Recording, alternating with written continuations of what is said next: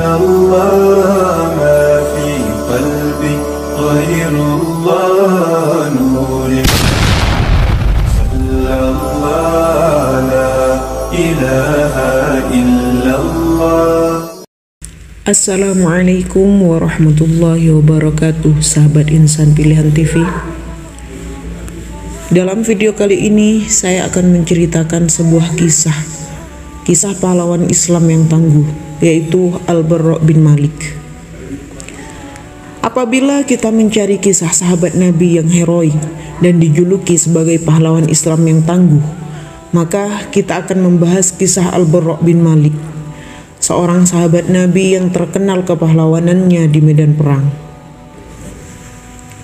Meskipun kita semuanya sudah tahu bahwa Islam mempunyai banyak pahlawan, tidak hanya Al-Bara' bin Malik, namun setiap sahabat memiliki ciri khas tersendiri dalam kepahlawanannya.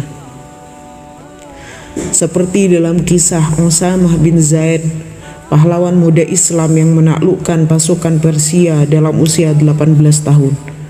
Khalid bin Walid yang dijuluki pedang Allah, beliau tidak pernah kalah dalam medan perang, dan masih banyak lagi yang lainnya. Namun begitu juga dengan sahabat Al-Bara' bin Malik. Beliau juga memiliki ciri khas kepahlawanan yang tidak kalah hebatnya dari sahabat-sahabat terkenal seperti halnya Sayyidina Umar, Sayyidina Ali, dan lain sebagainya. Sehingga sangat disayangkan jika kita tidak mengetahui kisah sahabat Al-Bara' bin Malik ini, serta tidak menceritakan kepada anak-anak kita. Baiklah, langsung saja kita simak kisah-kisah kepahlawanan sahabat Al-Bara' bin Malik. Al-Bara' bin Malik adalah seorang yang rambutnya acak-acakan, badannya penuh dengan debu dan kumal, tubuhnya kurus krempeng. Orang yang melihatnya beranggapan seakan ia orang yang kepayahan, lalu memandangnya dengan sebelah mata. Walau keadaan fisiknya seperti itu, ia adalah seseorang yang telah membunuh 100 musyrik dalam duel 1 lawan 1. Jumlah ini tidak termasuk korban yang dibunuhnya dalam kancah pertempuran bersama mujahidin lainnya. Al-Bara' bin Malik adalah seorang pemberani yang selalu terdepan dalam pertempuran. Dialah yang diceritakan oleh Al-Faruq Umar bin Khattab dalam suratnya. Surat itu dikirimkan oleh Al-Faruq kepada para gubernur di seluruh wilayah Islam, yang isinya, "Jangan kalian jadikan Al-Bara' sebagai komandan pasukan, karena dikhawatirkan akan membahayakan pasukannya, dikarenakan dia seseorang yang selalu berada di ujung tombak pasukan." Dialah Al-Bara' bin Malik Al-Ansari, saudara Anas bin Malik, pelayan Rasulullah Shallallahu Alaihi Wasallam. Kisah ini dimulai saat permulaan meninggalnya Nabi Muhammad Shallallahu Alaihi Wasallam. Pada masa pertama sepeninggal beliau, banyak suku atau kabilah yang berbondong-bondong keluar dari agama Allah ini, sebagaimana dahulu mereka masuk ke dalam agamanya dengan berbondong-bondong pula. Hingga tidak ada lagi yang memeluk agama Islam kecuali penduduk Mekkah, Madinah, Taif, dan sekelompok kaum yang terpencar-pencar. Kaum yang tetap memeluk Islam adalah kaum-kaum yang keislamannya telah dikokohkan oleh Allah Azza wa Jalla. Abu Bakar As-Siddiq menghadapi huru-hara yang amat dahsyat. Beliau menghadapinya dengan tegar, setegar gunung yang begitu kokoh. As-Siddiq mempersiapkan kaum Muhajirin dan Ansor dalam 11 pasukan perang. Masing-masing pasukan diberi bendera perang.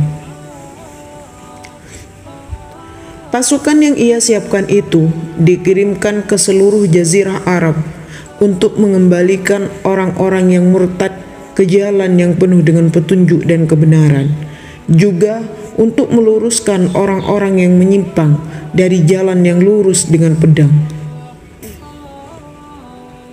Kelompok orang-orang murtad yang paling jahat dan paling banyak jumlahnya adalah Bani Hanifah, pengikut Musailamah Al-Kadzdzab, sang pendusta. Sejumlah besar kaum Musailamah dan kaum-kaum yang terikat perjanjian dengannya mencapai jumlah 40.000 orang. Mereka adalah lawan yang paling keras penentangannya. Mayoritas mereka mendukung Musailamah karena sikap fanatik kesukuan, bukan karena mempercayai kenabiannya.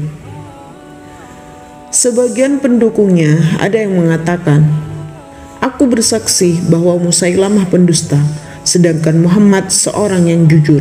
Akan tetapi si pendusta dari kalangan Rabi'ah lebih kami cintai daripada orang jujur dari kalangan Mudhar itu, yaitu Nabi Muhammad SAW."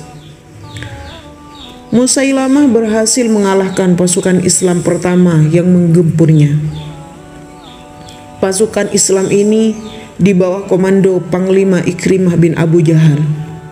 Musailamah memaksa pasukan Ikrimah untuk kembali ke Madinah tanpa hasil. Kemudian Abu Bakar As-Siddiq mengirim pasukan kedua di bawah Panglima Khalid bin Walid. Pasukan ini dipenuhi oleh para sahabat dari kalangan Muhajirin dan Ansor. Di antara barisan pasukan terdepan ada Al-Barra bin Malik Al-Ansari dan sahabat-sahabat besar lainnya. Dua pasukan bertemu di Yamamah, sebuah wilayah yang terletak di Najd. Tidak lama berselang, Musailamah dan pengikutnya mampu mengungguli pasukan muslimin, sedangkan pasukan muslimin mendapati bumi seakan berguncang. Pasukan muslimin terpaksa kembali ke tempat pertahanan mereka, sampai-sampai pasukan Musailamah berhasil menyerang tenda Panglima Khalid bin Walid. Bahkan mereka berhasil merobohkannya. Hampir saja mereka membunuh istri Khalid bila tidak dihalangi oleh salah seorang dari mereka. Ketika keadaan sudah demikian, kaum muslimin merasakan bahaya besar. Mereka memahami bila mereka kalah di hadapan Musailamah, maka tidak ada lagi pasukan Islam yang tegak. Lalu Allah tidak akan menjadi satu-satunya Tuhan yang disembah di Jazirah Arab, Tuhan yang tiada sekutu baginya. Khalid mendekati pasukan, kemudian mengatur mereka. Pasukan Muhajirin dipisahkan dari pasukan Ansor. Pasukan dari kabilah Arab yang lain dipisahkan dari yang lainnya. Setiap keturunan yang sama dijadikan dalam satu regu agar diketahui musibah yang menimpa masing-masing kelompok dan dari mana arahnya.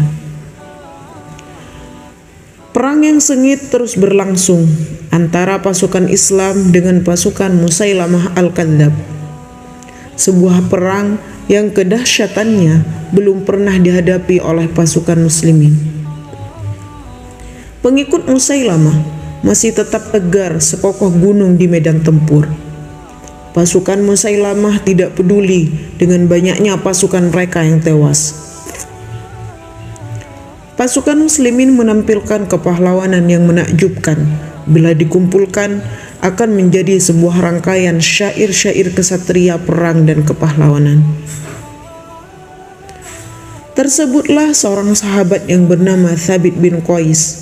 Beliau adalah pembawa bendera kaum Ansor. Beliau menggali lubang di tanah untuk menancapkan kakinya. Beliau memasukkan kakinya sampai setengah betis. Thabit tetap bertahan di tempatnya untuk mempertahankan bendera tersebut sampai akhirnya beliau gugur sebagai syahid. Zaid bin Al-Khattab, saudara Umar bin Al-Khattab radhiyallahu anhu, meneriaki kaum muslimin, "Wahai sekalian muslimin, perangilah musuh dan maju terus. Wahai kaum muslimin, aku tidak akan berkata lagi setelah ini sampai Musailamah tewas atau aku berjumpa dengan Allah. Kemudian aku akan memperberat hukumannya dengan nyawaku." Lalu Zaid menggempur musuh habis-habisan sampai kemudian beliau gugur. Tersebutlah seorang sahabat bernama Salim. Beliau adalah Maula, mantan budak Abu Hudzaifah. Beliau yang memegang bendera Muhajirin. Akan tetapi kaumnya khawatir Salim akan melemah dan mundur. Mereka katakan kepada Salim, "Kami akan khawatir akan ditimpa kekalahan karenamu."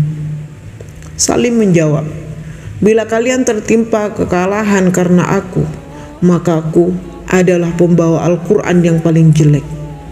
Lalu Salim menerjang barisan lawan dengan penuh keberanian sampai kemudian beliau gugur.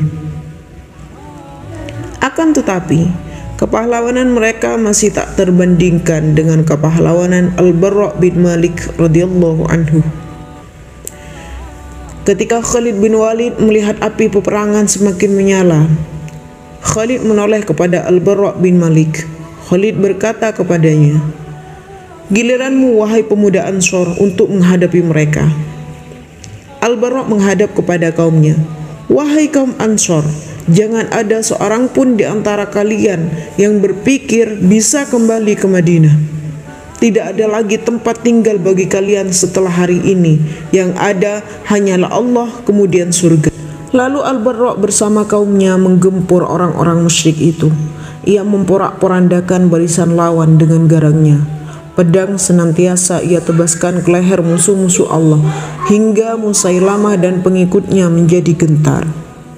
Musailamah dan pengikutnya berlindung di sebuah kebun yang dikenal dalam sejarah dengan nama Kebun Kematian.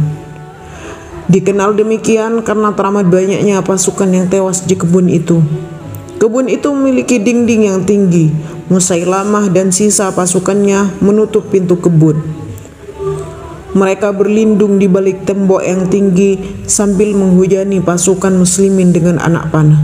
Seakan anak panah itu hujan yang turun saking banyaknya. Pada saat itulah sang ujung tombak muslimin dan pemberani tampil, yaitu Al-Bara' bin Malik. Al-Bara' berkata, "Kawan, letakkan aku di atas perisai. Letakkan perisai itu di atas tombak, lalu lemparkan aku ke dalam kebun dekat dengan pintu. Entah aku nantinya mati syahid atau aku akan membukakan pintu untuk kalian." Dalam sekejap mata Al-Bara' duduk di atas perisai. Badannya amat ringan. Puluhan tombak mengangkatnya, lalu ia dilempar ke dalam kebun kematian di tengah ribuan pasukan Musailamah. Al-Bara' turun di tengah mereka bagaikan petir. Al-Bara' terus menyerang mereka di depan pintu. Pedang senantiasa ia tebaskan ke leher lawan sampai ia berhasil membunuh belasan orang musuh, lalu pintu dibukanya. Al-Bara' mendapatkan lebih dari 80 luka akibat panah dan sayatan pedang. Kaum muslimin menyerbu kebun kematian, baik dari atas dinding maupun dari pintu-pintunya. Pedang-pedang mereka menebas leher orang-orang murtad yang berlindung di balik dinding kebun kematian. Kaum muslimin berhasil menewaskan sekitar 20.000 orang. Sampailah mereka kepada Musailamah Al-Kadzdzab dan menewaskannya. Al-Bara' bin Malik dibawa ke tendanya untuk diobati. Khalid bin Walid sendiri yang langsung menangani perawatannya selama 1 bulan. Kemudian sembuhlah Al-Bara' atas kehendak Allah. Allah menentukan kemenangan bagi kaum muslimin melalui tangannya. Al-Bara' bin Malik Al-Ansari senantiasa mengharapkan mati syahid yang telah luput pada saat berada di kebun kematian. Peperangan demi peperangan senantiasa beliau ikuti karena rindu untuk mendapatkan cintanya yang besar dan kerinduannya untuk menyusul Nabi yang mulia Shallallahu Alaihi Wasallam. Sampailah ia pada perang penaklukan Tustar yang terletak di negeri Persia. Pasukan Persia berlindung pada salah satu benteng besar yang kokoh. Kaum muslimin mengepung mereka bagai gelang yang melingkar di pergelangan tangan. Ketika pengepungan telah berlangsung beberapa saat, kesulitan besar telah menimpa pasukan Persia. Mereka mulai mengayunkan rantai-rantai besi dari atas benteng. Rantai-rantai itu digantungi cakar-cakar dari baja. Cakar-cakar itu telah dipanaskan dengan api hingga lebih membara karenanya. Cakar-cakar api itu digunakan untuk menyambar dan mengait tubuh pasukan muslimin. Kaum muslimin yang berhasil dikait akan diangkat ke arah mereka dalam keadaan mati atau hampir mati. Salah satu cakar panas mengait Anas bin Malik, saudara Al-Bara' bin Malik. Al-Bara' melihat Anas bin Malik terkena cakar pasukan Persia. Kemudian pasukan Persia itu menarik tubuh Anas bin Malik ke atas benteng. Seketika itu, Al-Bara' langsung melompat ke atas dinding benteng untuk menyelamatkan saudaranya. Ia memegangi rantai yang mengait Anas bin Malik. Ia mencoba melepaskan dan mengeluarkan saudaranya. Tangan Al-Bara' terbakar hingga keluar asap. Namun Al-Bara' tak memperdulikannya. Ia berhasil menyelamatkan saudaranya, lalu turun ke tanah dalam keadaan tangannya tinggal tulang, tidak ada dagingnya sama sekali. Pada perang ini, Al-Bara' berdoa kepada Allah agar memberinya derajat syahid. Allah mengabulkan doanya. Al-Bara' gugur sebagai syahid dalam keadaan amat rindu berjumpa dengan Allah. Semoga Allah mencerahkan wajah Al-Bara' bin Malik di surga, serta menyejukkan pandangan matanya dengan bersahabat bersama Nabi SAW. Semoga Allah senantiasa meridhoi dan menjadikannya orang yang disenangi. Wallahu a'lam bishawab. Jangan lupa untuk like, share, komen, dan subscribe channel kami supaya sahabat tidak ketinggalan video-video terbaru dari kami yang insya Allah sangat bermanfaat. Wabillahi taufiq wal hidayah. Assalamualaikum warahmatullahi wabarakatuh.